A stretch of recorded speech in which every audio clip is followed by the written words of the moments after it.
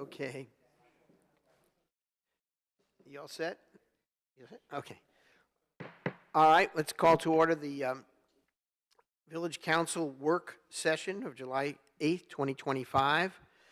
The first topic under the heading of general business is an update on short-term rental enforcement. Doug, I think we'll ask you to kick off things.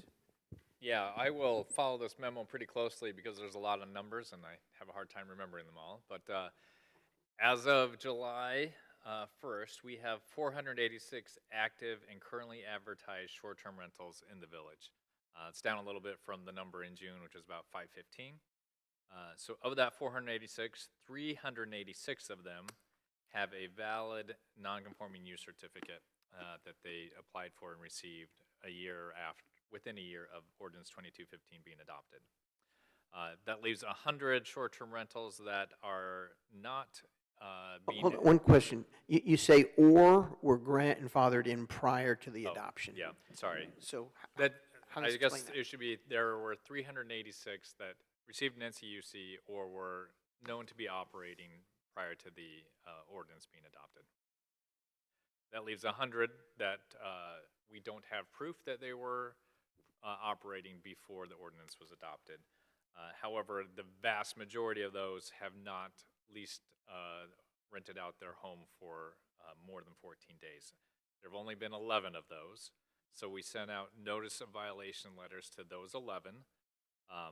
As of today, we have 3 that have provided documentation, 2 more that are working on providing documentation, but we think will be able to prove that they were operational before the ordinance was adopted.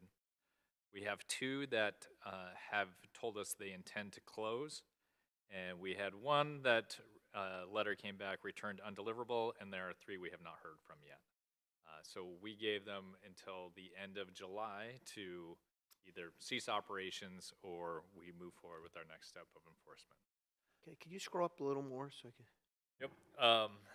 Thank you. I actually think this is a very interesting chart. It's a histogram of units by nights occupied. So the vast majority of the short-term rentals in our community have been rented out for less than 21 days.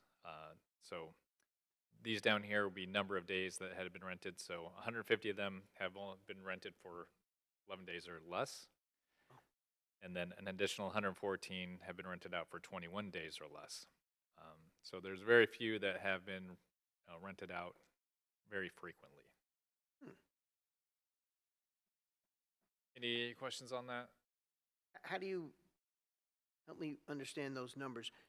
Is the 114 part of the 150, or these numbers are all represent separate categories? They're separate categories. So from 114 have specifically rented between 11 and 21 days. Okay. A total of the number of days. Gotcha. About 175, quick math, have operated for more than 21 days. Yeah. Why did they pick the break at 11? I mean, rather than pick the break at 14. That's what Excel did. I probably could have done it that way. That's a pretty good question. And That's the 89 of the 100 that have not exceeded the 14-day limit, did they get a letter in essence telling them they're good for 14 days, or they've received nothing? They received an original letter of information stating that you can only rent up to 14 days. Right. Information letter. But they did not receive a notice of violation. Question. Do we know of the 274 or so that have NCUCs? Are they all still in operation? I know for sure that they are not all still advertising, but I would have to do a count on exactly how many. Question.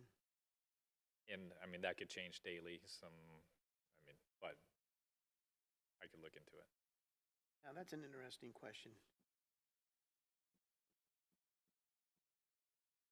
Anything else on this chart? Does the vendor provide any sort of analysis? Do they say anything about this means X or Y or what compared to what they know in general? I have not asked them for anything like that. So It might be interesting to see what's their view of this data. They deal with this a lot. I mean, I'm impressed with the data. Impressed with, I think what it demonstrates, among other things, is a very, very high degree of cooperation of our residents in this ordinance that we adopted almost 3 years ago. I think that bodes well for the community. So, Yeah, I think that what this says is most of the short-term rentals in our community are people that are long-term residents that rent it out on a short-term basis, maybe during US Kids or other major events, things like that. I would assume, kind of following up on Jack's question, in order to create a histogram like this, you have to have a number of days rented. I would think it would be easy to sort it by under 14 and then go up from there. It's not going to change a lot, I wouldn't think. yeah, that would be a good idea. The next one of these. Doug, what type of other reports do you and staff get from Granicus? Is there anything else that they provide monthly or whatever, however you do it? Yeah, I mean, they provide me with information on if they're advertised or not, how many days that has been rented. They actually estimate how much revenue they generated. And from that, we can also estimate how much tax revenue that the county should be receiving for it. But those are some of the things that they have reports on.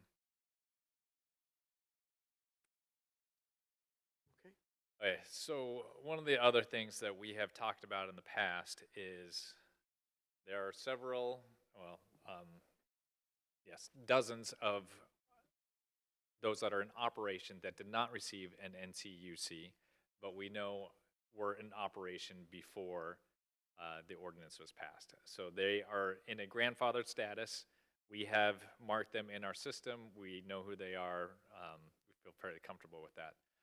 But there have been several requests that they are able to have some sort of documentation to prove that they are legally operating non-conforming use in the village. And so we've had discussions about what we might do about that. One was, do we reopen the non-conforming use application period? Another option that I've talked about with Alex is we could provide a zoning letter of zoning determination, which would, if someone came to us, approached us, we would write a letter and say, yes, it looks like at this point in time you are able to operate a legally non-conforming short-term rental in our village. And I sent a draft out to the council. If there's any discussion or concerns, happy to talk about those. That could be requested either by an existing owner or a potential owner who is thinking of buying such a property. Yeah. Oh, that's a good point. Yeah, I had one suggestion. I think at the very beginning, we should indicate as a result of your request, because the letter sort of opened up without us responding to them. Just was like, we sent this out. So that's my only suggestion. Yeah. I'm not sure I understand why we would do that. It looks like to me, based on the responses you sent me to my questions, it's pretty much looks like an NCUC with a couple of exceptions. And I wonder, aren't we kind of muddying the waters by offering a letter of zoning determination in lieu of an NCUC? Secondly, in answer to the question about would there be a window of time, you replied there would be no formal application window or time limit. Requests could be made at any time. So that's essentially reopening this window forever. Yes, we could talk about it, but right now it's essentially open already anyway. If someone can prove to us that they were operational before the ordinance was adopted, we mark them as grandfathered and we move forward with that. This would just be an opportunity for them to have an official paper documentation from the village to show that. Well, along the lines of Barb's question, would we open up this letter of zoning determination for a period of time, or it's for 6 months, or for a year, or? I mean, no, I would say that if anyone at any time can show that they were operational, then they could get a letter. Prior to October of 2022? Yeah, okay. Why don't you just issue a letter of zoning determination to everybody, even if they have an NCUC? That way, it's it's standardized, and just set it up as the form letter. You've got the list of the people. Issue it to, when you say everybody who writes to us and says, I'd like one? No, if they're on the database here, we've got all the information to it. Just send it to every one of the short-term rentals that are Oh, there. you're saying the ones that we already know. Yeah, what you're doing is, the confusion, and Barb talked about muddying the waters, you have two different things that are going on. Just make it so there's a letter of zoning determination out there that everyone's got that who is grandfathered into to run a short-term rental. So the question I have then is, suppose we determine, which the system can do, that the property has not operated within 365 days. So we send them a cease and desist letter, presumably. So these letters of zoning determination, as well as NCUCs, are used, as you mentioned in your letter, when the property changes hands. So how do we know that when that property changes hands, that it is updated if that property is no longer operating? Whether it's 365 days, or whether it's because they expanded the property or lost 50% in the fire, whatever. It's very open-ended. So we're issuing certificates, whether it's zoning or NCUC, but we have not got any way of monitoring what's going on after that. Secondly, you've got the whole issue of the SR9 requirements. We're just letting it, we're just assuming that everybody is doing the right thing, and we're not following up on a long-term basis. And I think that's not fair to our residents. And what I would suggest, in all fairness, is something like a renewal program. So that if we are going to issue non-conforming use certificates, and I still think it would make sense to continue with that document rather than a letter of zoning determination, leaving it in the way it is in the ordinance, but creating a renewal system.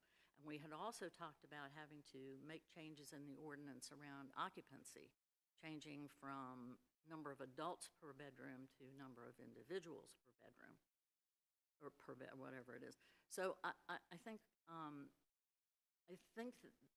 the letter of zoning determination does not really accomplish anything for us, other than not having to change the ordinance. And I think that's not a very good reason. It's, so if someone wanted information and some proof that they were able to operate a short-term rental in that home, I think I don't know if we're necessarily obligated, but I think it makes sense for us to write a letter and say, yes, you meet the requirements. And that's really all we're doing. We're not saying that, now you can do it when you couldn't before. Like, you were able to do it yesterday with or without the letter, and you're still able to do it today. You talked about well, you didn't call it a registration, a renewal. But a renewal is very much a registration. I think that would Have to be required. It can be voluntary. I mean, an NCUC is voluntary. What's happening is the market is requiring them, because lending institutions, title companies, whomever, are looking for some proof, documentation that this really is an STR. And I think if we don't have some way to address that on a formal basis, then we're letting it up to, chance. And I don't think that's Well, the let me right ask thing a to do. question. If I have an NCUC, and I've received it 2.5 years ago, I guess from the village of Pinehurst, by going through the process as described, And the letter in its essence is in perpetuity, the NCUC, unless I stop for 365 days from doing things. Why would I want to go through this step, or why should I go through this step to get another NCUC or another letter? I already got my letter. So that It's like it getting should be required, because without that, you could sell that property as an STR, when in fact it isn't. well, if you have your NCUC, it is an STR. Not if you haven't operated within Oh, 365 that's a days, different or issue. if So- you have changed and testified. And I think maybe That's a different issue. maybe the source of your concern is not so much the letters and NCUCs versus letter of determination. It's more, are we able to track and enforce if it has not been operated as an STR for more than 365 days? That is something we can't do through the system.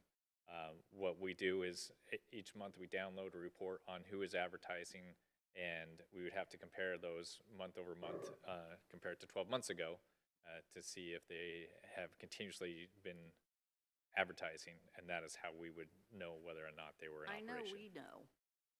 What I'm worried about is when the closing occurs and the property changes hands, that it changes hands representing whatever the status is of that property at that time, not prior to when it received an NCUC or letter of zoning.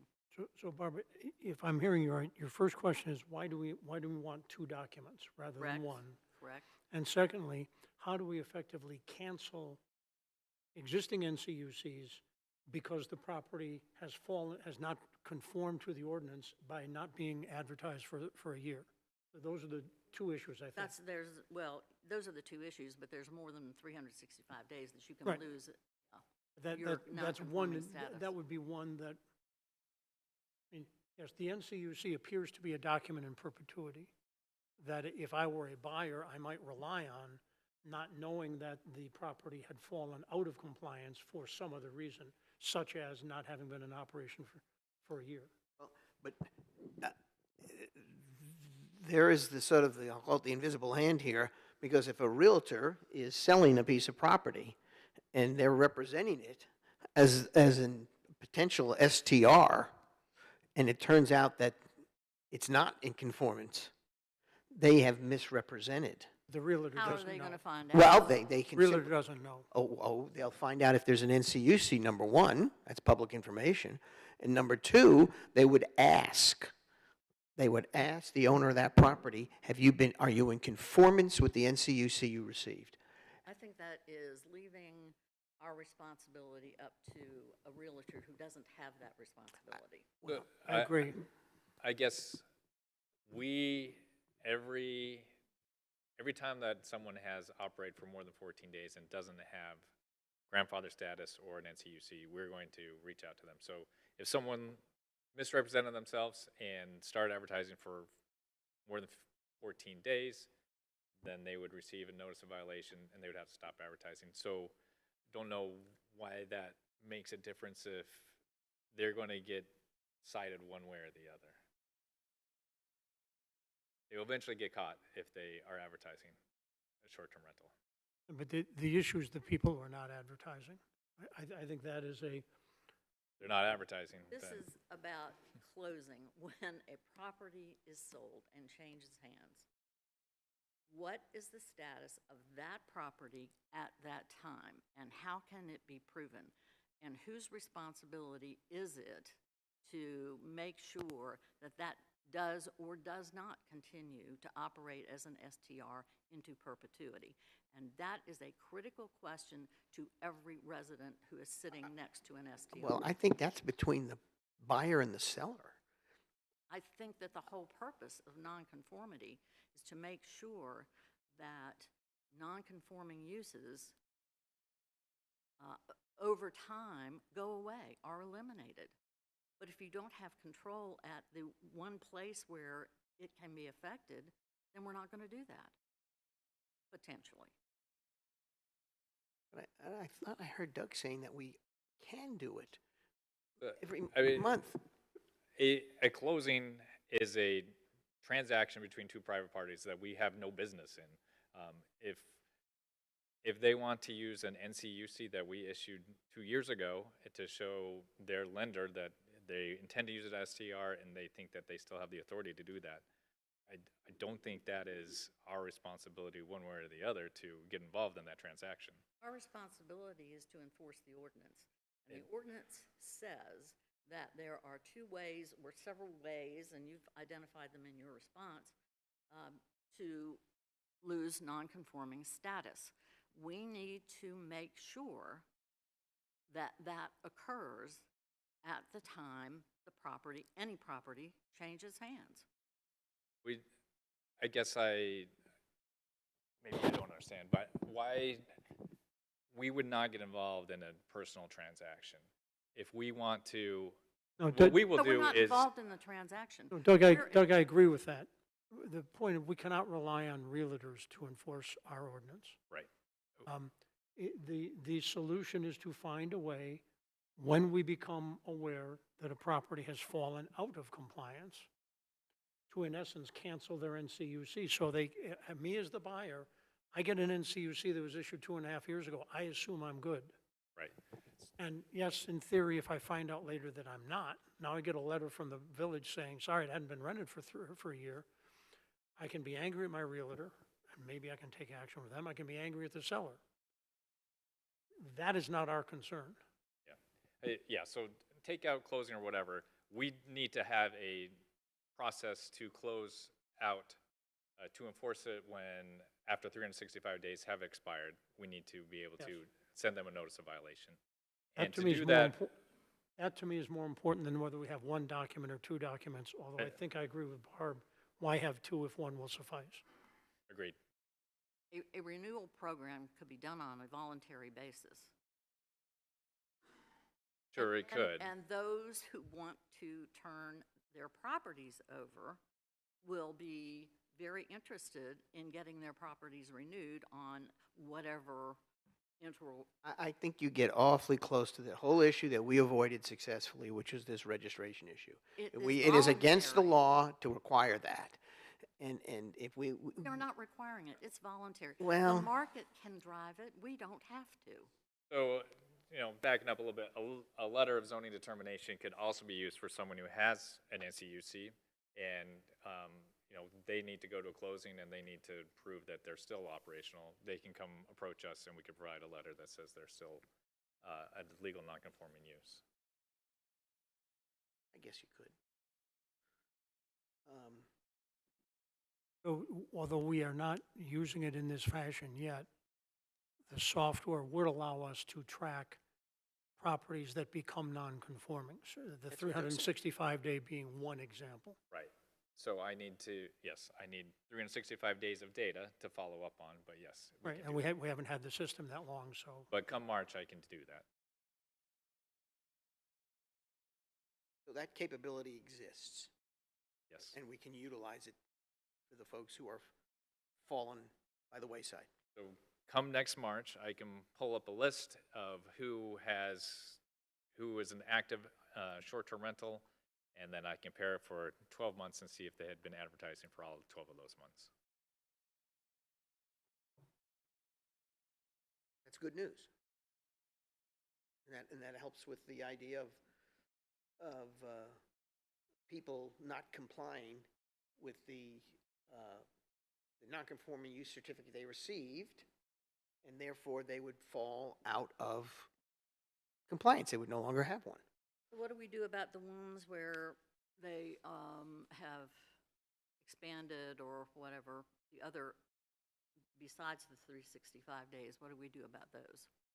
Yeah, so we could run a report from Excella and compare that to our list of advertised short-term rentals and see if any of them have had building permits that exceeded the 50% cost of the, the home value. So that's something we could look at too. We have not done that step yet, but it's something that can be done.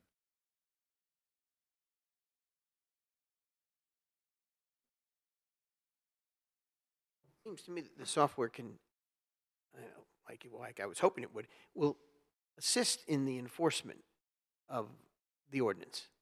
Yeah, In addition to the collection of the data, it will assist in this idea of who's no longer or fallen out of compliance versus those that are in compliance. I mean, and it has proven very effective. At least to date, we have only 4 people that are advertising that we think maybe not should be. Right. Well, that's why I say I think it's a, convinces me of the amount of cooperation that's taking place. The thing I like about the letter of zoning determination is that it is sort of one more way to identify a short-term rental, and we can determine what's the word, conformance with the ordinance if they have that letter, and then we also, at that point, we can see if for 365 days, they didn't advertise, or they didn't rent. But using a letter like that could be done. We don't need to do anything. That letter exists now. Right, so we provide letters of zoning determination for lots of reasons, and I think we should be doing it for anyone that was interested in running an STR. We can say, yes, you can, or no, you cannot run it out of that property. If we were going to use that, we should have used that to begin with, not now. And But- secondly, why are we avoiding trying to change the ordinance? Because we did want to address the occupancy thing. We're in the midst of a PDO rewrite. Seems like a really good time to relook. I'm not opposed to doing that, so But- I'm, Agreed, and if we want to, in the PDO, say, instead of adults, it's any human being, I think that we can look into that and make that a recommendation for the PDO. I think it's that, and, anecdotally, one hears about people who put bunk beds in a garage and Right, yeah, created that's right. capacity that we don't think it was ever intended to be. And without driving by and looking at it, you can't tell, but yes. Barbara, I think you're right that now is the time to, if we were going to do it, why not now? So maybe this is a step in the right direction. In the PDO update, we address this occupancy issue. We're going to take out that non-conforming use anyway because it doesn't exist anymore, and no one can apply for a non-conforming use anyway. And then going forward, if someone has a question whether or not they can or cannot run a short-term rental, we just provide them a letter that says yes or no, you can or cannot. That is effective for only that date. It could become a non-conforming use, an illegal non-conforming use in the future if they don't abide by the 365 days. I don't know if I'm comfortable with exercising the phrase non-conforming use certificate from the updated PDO in reference to our short-term rentals issue, because that was the sort of the gold standard we put in place when we set it up. And so all those people who have received that and went through the process, the 277, whatever it is, I would not want them to say, hey, what happened to the non-conforming use certificate I got? So I would just say we can find a way to leave a sentence or two in there about that, Doug. Okay. It's Why no don't we- longer, you can't apply. Yeah, it's no longer being issued, but those who have it, it's still, Well, we could authoritative. open the window again. well, we could. Right.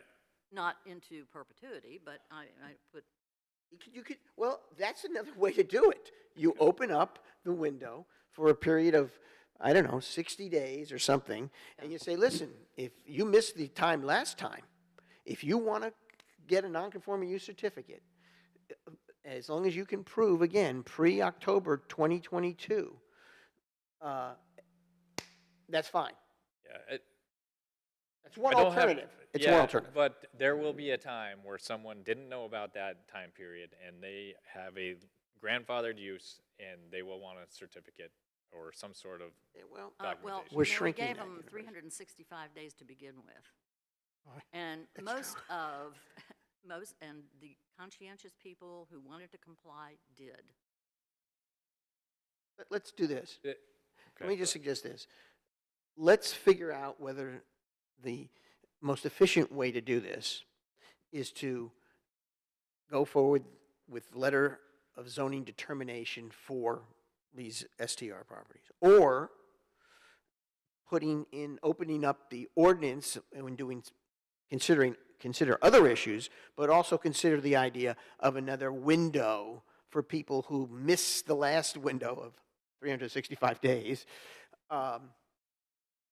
Because those are two, I guess, either competing or both, I think, are reasonable ways to put this idea to rest of folks who have had these STRs and feel, oh my gosh, I didn't get the NCUC.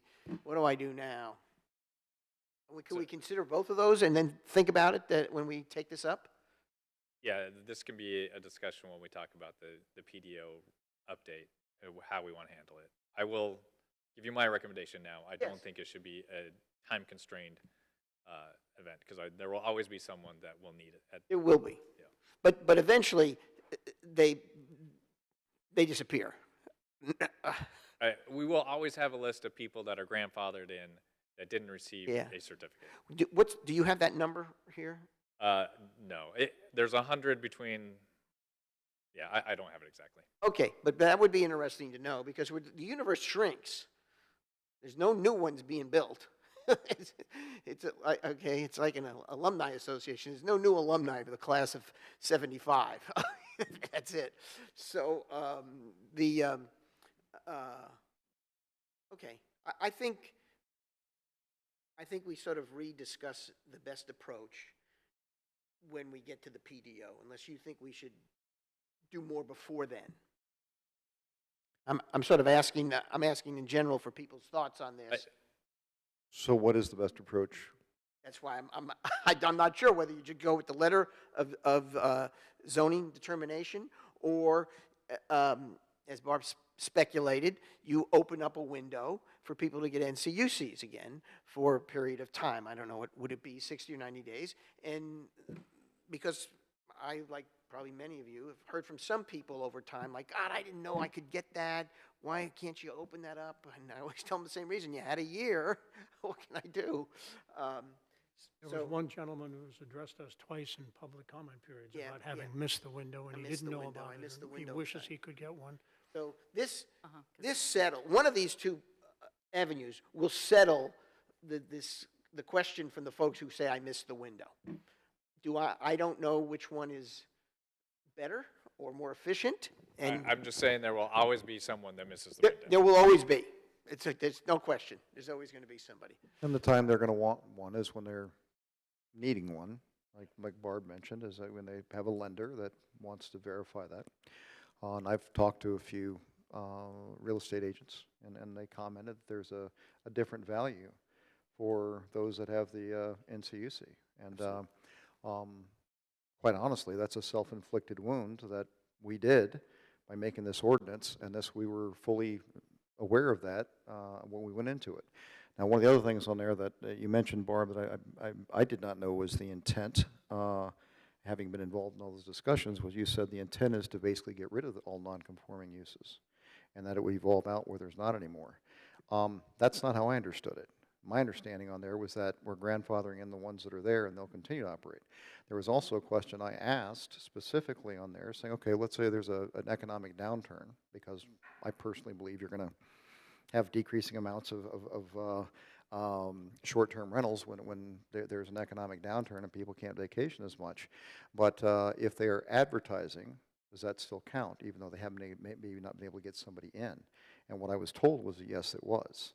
So just the fact they're advertising it on there was one way to do that. Now, I don't know the specifics to that, but my point on here is that I didn't know the intent was to get rid of them. That's news to me. Well, the intent that. of a non-conforming use, as it is defined in the PDO, is to ultimately eliminate that non-conforming use. And it was determined that STRs are a non-conforming use. Well, I was involved in all those conversations, and that was not my takeaway, okay? So that is news to me that the intent was to get rid of them, okay? We are grandfathering them in. Yeah. There's also the concern, and Pat brought this up, that we need to be very cautious here, because if we are doing a semblance of a registry, we already know that's illegal. And I bring up the other stuff I brought up before. We have 11 people that were identified here. And we knew about some of those before this program ever came about. 11 people. All right? And we don't need to necessarily get into a fight while this is currently being litigated in the state. Okay? I don't want to be the example case for this. So how big of an issue do we want to make it? I don't know about the litigation, so we've been hearing about that litigation thing for 3 years now. But at any rate, there was, at least when I was here voting on it, there was no intention to eliminate. I'm glad you see it the same way I Okay, do. because that was not, my intention was to put a reasonable set of guardrails over where STRs could exist in the village. That was always the intent, because they were proliferating. They were largely being purchased by real estate speculators who didn't live here. And the idea of using our zoning ordinance, which has been proven to be perfectly legal for now almost 3 years, worked out. That was a solution we were advised by both council and others and outsiders who said, well, there's a lot of things you can't do. Registration's one of them. You can't have a lottery. There were all these things they went over, but the one thing they put in there in that decision in Wilmington was you can exercise your zoning ordinance. And that's the avenue we went down. And we set it up where people who were in business, we're doing this, can continue with the certain restraints we put on it, but no more, no mas. Right, yeah, That's how I saw it too. the intent was to control the explosive growth Yes. of the short-term rentals and I to agree with that. ensure that we are protecting the quality of our neighborhoods where they appeared to be having a problem. Yes. With the possible outcome that over time they might decline. They might. But it Well, was not the the intent outcome, of the legislation long-term to outcome force them wasn't out. Correct. defined. It was. And I won't disagree with what you've said there. My disagreement here was that the intent was not to take out short-term rentals through the NCUC. That's Okay? That's my point, and I think I've got other people collaborating with that. I still go back to that we have, through our ordinance, somehow created a value to the NCUC. Because people now want it, specifically when they're trying to sell, when they're trying to get loans, that kind of stuff, because we've created a different value on there. There's another side of that coin. Sure. There are people who are shopping for homes in this area, and they will say to a realtor, I do not want to buy next to an STR. Okay? So there are two sides to that coin, and that's just the marketplace at work. Some people, I want to buy an STR because I need to be able to rent it and for various reasons. And there's other people who say, I'm sorry, I don't want to live next to one. And that's what's going on in the communities with realtors I speak to. Yeah, so stepping back, big picture, the goal of the ordinance was to stop the proliferation of new short-term rentals. That's right. And we only have 4. I think that is a very good measure and one that we are working on, and hopefully in a month it's 0. So, right, or it could peak up a little. We don't know. But for the time being, what we know is that we've contained what was a big issue. What we have a little more work to do here. One in the area of this idea of non-conforming use certificate or letter of zoning, whatever we want to deal with. And there are other aspects, Barb mentioned one about the number of beds and so forth, that we did not address appropriately in our ordinance back then. I think it's appropriate to look at that as we look at the PDO update. So we can do that. I might just add on, Jeff, to your comment. I think you are correct that for existing STRs, there's been an upward bias in the price that they will change hands on. What has not occurred, according to several people I've spoken with, has been an upward bias in the rental rate. So the return, That shows that. which was not our intent, and nor should it be, but the actual return that people get having bought a new one that is allowed to operate is going down, and that is causing maybe some contraction. That is the market at work, and we can't and shouldn't try to control that. I totally agree with that. And I think you're going to see those numbers fluctuate some as the market changes, because the market's the biggest force here on all that. I won't disagree with To your point, in an economic downturn, I would think that this whole histogram will shift left. that. I totally agree. Yeah. I totally agree for that. And I just bringing that up as what is a short-term rental that's still operating as a short-term rental. And so if the market doesn't allow it, are we going to take it away from them? The answer I got before was no. If you're advertising and still trying to use it as a short-term rental, that's still a short-term rental.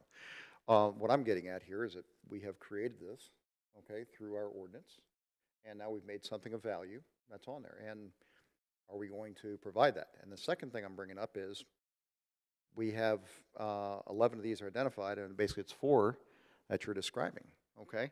So we're doing a lot of effort for those 4 people. I mean, that's $40,000 on the this thing per year, and the man hours and all that kind of stuff. So we got a lot invested here. Well, it's our purpose of money is to enforce the ordinances that we have on the books. We cannot pick and choose the ordinances of the day, or just like the soup du jour. We had a full debate, and we adopted an ordinance that so far, contrary to what we were told, one, we're going to sue you. I've saved the quotes from some of the people who told me, don't stay long in that chair, you're going to get sued. And then the next thing we did was we had the threat of litigation. The Constitution was going to be taken up, and people were going to, somewhere else in the state, we're going to get this to the highest court, and we were going to get our knees cut out from underneath us. We're approaching 3 years. I know justice sometimes moves slowly. And the third thing we had is we had an election, the closest thing to a referendum on the STR issue. And everybody who ran in that last election, who was supportive of the ordinance that was adopted, was elected. And all those who were not supportive of it were defeated. So we've had 3 different chops at this issue before this council and in the public domain. And that's how we stand here right now. That's why we invested in the software, not a large investment. That's why we now have some very good data, so that Doug, who's done a terrific job on analyzing this and getting it where it makes sense to look at the data. And we're seeing that the proliferation problem seems to have calmed down. Certainly the voices in our village have calmed down. And you're right that some people took advantage of the ordinance we adopted because guess what? They were basically given a sort of monopoly if they had an STR. You're not going to get any new competition, all right? That's what they learned. Okay, that's fine. That's sometimes how things work. But for the ambiance of this village and for the community we want to live in, and we want people who want to have families and homes here rather than just investment homes, I think we've done the right thing, and I think the data is providing us with that. Now the question, with the proof of that, now the question before us is what do we do to tinker with this to make it more efficient and effective? And it may be doing something when we clean up a little of the PDO. It may be adopting this letter of zoning ordinance. That's fine. That's government at work. It's going to go on. But that's really the brief history of how that's happened and how we're here right now. And I'm impressed with this data, and I'd like to see us see some more of it, and I'd like to see us figure out how do we get sort of to a even more perfect solution in our PDO, particularly at this opportunity when we're now reviewing it. Okay. Well, you're right. You won the election on there. There's no question about it. And the members of this board won the election. There was a big discussion on STRs, and it was a big concern with the electorate. That's on there. But the data are what the data are. That's 4. I'm not arguing with the data, but the data, there was a data on election day, and there's a data there. I got it. But I mean, we've gone through a lot here for 4, and so the voices that maybe said that this is not as big of an issue, maybe they were They were a little right on there. You were in this room when I was. There sure were a lot of voices. I got We it. heard from one I guy. heard- I forget the guy's name. He was studying for his PhD in property rights, the degree I'm not familiar with. I'm sure it exists somewhere. And this guy would come here and he would make a prediction. He made it 3 times that if we adopted that ordinance, property values in this community would decline by 18%. I challenge anyone to go back and read the news clips on this. Well, what happened after we adopted this? Everybody's property rates, they didn't decline by 18%. And I'm not saying there's a cause and effect here. What happened is, the last time we did a property evaluation, it turned up the average one increased by 50%. So Mr. Property Rights expert, who was trying to intimidate us with this idea that our actions were going to undermine the community, he was dead wrong, and the community understood that. And that's why the election came out the way it did. Okay, so he was wrong on that prediction. And it was also a big issue that there's a big concern about people running STRs that should not be running STRs. The data does not show that there's a lot of them. Now, 2.5 years later, it doesn't. You're right. Okay, and Now, we don't know what it was 2.5 years ago because we didn't have this data handy. I got that. Okay. My point is the data's showing it's not that big of an issue, and how big you want to press this now. Well, I think Okay. we should follow it through to the end. I mean, Four that's all. for $40,000 a year. Okay, No. Yeah, go I- for it.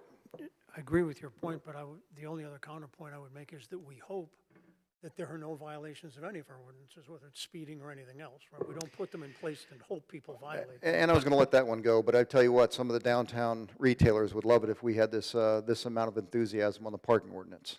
Okay, because you said before we don't necessarily choose. We're trying to enforce it all. But I've sat on this council now for almost 4 years, and the enthusiasm for enforcing the parking is nowhere near the enthusiasm for enforcing our short-term rentals. And that's why we've adopted a new way to enforce parking. Okay.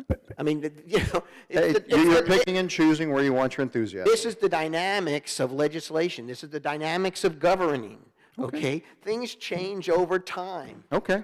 Nothing is static. You're not It changing is the a fact that dy- you're it is a spending dynamic- $40,000 a year on 4 different Oh, of properties course out of not. consent. Oh, Okay? my gosh. That's a fact. That's right. Parenthetically, I actually asked Doug, I know it's only been a week, whether we actually written any parking tickets, and the answer is no, for some very good reasons. Starting with the fact that we don't even have the signs up yet, so All right. we'll see. Okay. So what's the best route again? Are we going to do a letter? So we will look at when we look at our PDO update, we will consider changes to STR enforcement Right. existence in that discussion. Okay. All righty. Any other comments on this? All right. We are now scheduled to enter a closed session, if someone would like to. I move to recess the work session and enter the closed session pursuant to NCGS 143-318.11A6 to consider the qualifications, competence, performance, character, fitness, conditions of appointment, or conditions of initial employment of an individual public officer or employee or prospective public officer or employee, or to hear, investigate a complaint, charge, or grievance by or against an individual public officer or employee, and under Section 143-318.11A5, to establish or to instruct the public body's staff or negotiating agents concerning the position to be taken by or on behalf of the public body in negotiating, 1, the price or other material terms of a contract or proposed contract for the acquisition of real property by purchase, option, exchange, or lease, or 2, the amount of compensation and other material terms of an employment contract or proposed employment contract. Second. Motion is second. All those in favor? Aye. Okay, we are about to enter a closed session, and that means some people will need to leave the room. Thank you.